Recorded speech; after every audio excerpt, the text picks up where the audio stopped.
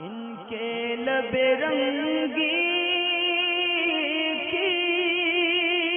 نچھاور تھی کہ جس نے السلام علیکم ورحمۃ اللہ وبرکاتہ۔ جشن بے وفا آئی ڈی ہے اور سوال ہے وفاداری کا، یعنی اولیاء اللہ کی وفاداری کا۔ یہ پوچھنا چاہتے ہیں کہ قرآن مقدس میں 25ویں پارے میں شروع میں کہیں ذکر ہے کہ اولیاء اللہ کو اگر تم بناتے ہو، اللہ کے ولی بناتے ہو، تو تم اللہ کی نظر میں ہو اور قیامت میں اس کا یعنی گناہ ہوگا۔ میرے خیال سے یہ سورہ شورا کا ذکر کر رہے ہیں، 25ویں پارے کی شروعاتی 5 یا 6 کے قریب آیت میں والذین اتخذوا من دونہ اولیاء اللہ حفیظ علیہم، جو اکثر اہل حدیث وغیرہ جو ہے وہ پیش کرتے ہیں سنیوں کے مقابلے میں کہ دیکھو قرآن میں اللہ تعالیٰ نے کہا کہ تم کوئی اللہ کا ولی بناتے ہو تو تم مجرم ہو اور تم اللہ تعالیٰ کی نظر میں ہو۔ جیسا کہ اس آیت کا بھی مطلب ہے، یعنی اللہ تعالیٰ فرماتا ہے اور جنہوں نے اللہ کے سوا ولی بنا رکھے ہیں وہ اللہ کی نگاہ میں ہیں۔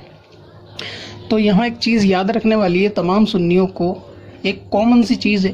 کہ جہاں بھی قرآن پاک میں اللہ تبارک و تعالیٰ کا ایسا ذکر ہوگا کہ جہاں اللہ تعالیٰ نے کسی مددگار کو یا پھر کفار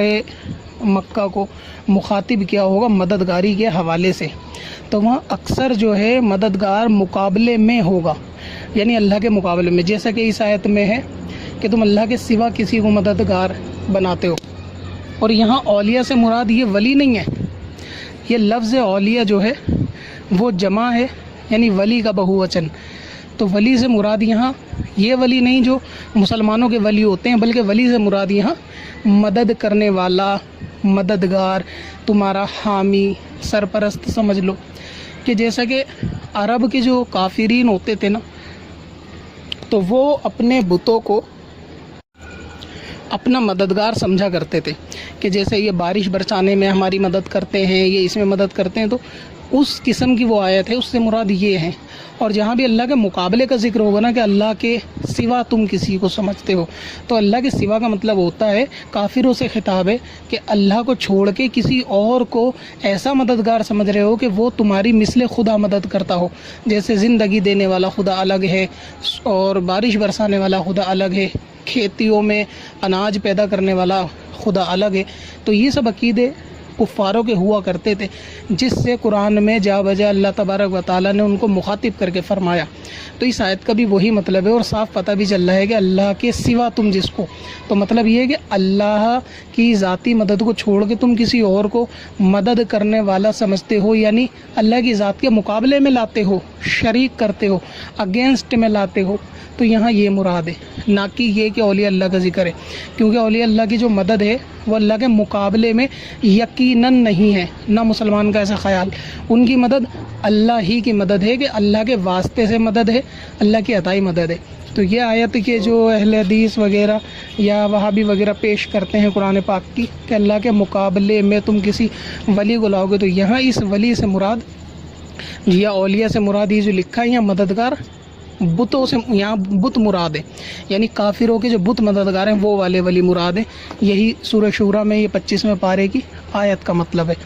اور اسی طریقے سے اب دیکھا جائے تو ویسے مسلمانوں کو اگر اس آیت کو مسلمانوں پہ لگایا جائے تو پھر تو ایسے بہت ساری مدد جو ہے وہ مسلمانوں کی فرشتوں کے ذریعے ہی ہوتی ہے۔ مثال کے طور پہ یہ جو بارش برسانے کا کام ہے یہ فرشتے کے ذریعے ہی ہے، تو اس کا مطلب یہ ہوا کہ مسلمانوں کی بارش برسا کر مدد فرشتہ کرتا ہے۔ تو کیا یہ مقابلے میں مدد ہے؟ یقیناً نہیں، یہ مقابلے میں نہیں، بلکہ عین مطابق ہے شریعت کی اور عین مطابق ہے اسلام کے، کیونکہ یہ مدد اللہ ہی کی اصل مدد مانی جائے گی، اگرچہ فرشتے کے ذریعے ہو۔ اسی طرح آپ دیکھیں ہوا چلانے والا فرشتہ ہے، آپ کے نامہ اعمال لکھنے والا فرشتہ ہے۔ قرآن پاک میں اللہ تعالیٰ نے ذکر کیا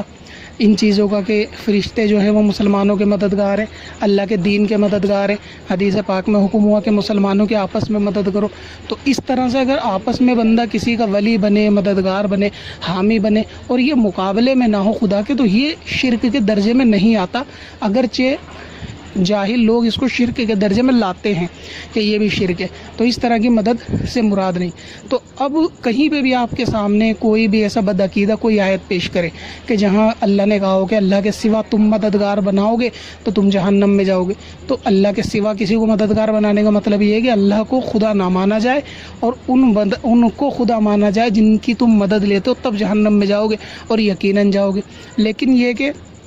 जो इमदाद होती है या वसीला होता है औलिया अल्लाह का, तो वो मुकाबले में मुसलमान का कभी नहीं होता।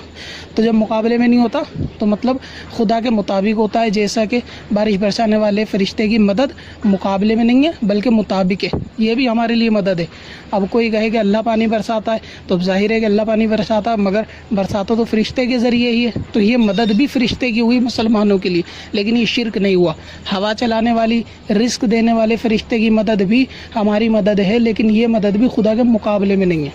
तो इस आयत का गलत मफहूम जो पेश किया जाता है, आप उससे बचें और हमेशा यह कुल्ली कायदा जो है वो अपने ज़हन में रखें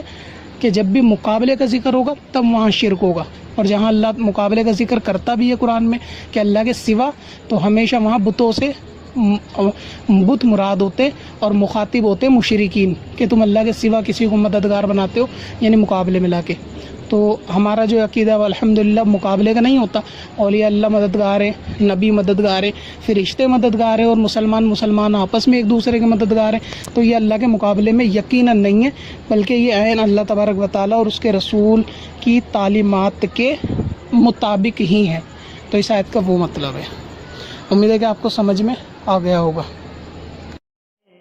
पत्थर में असल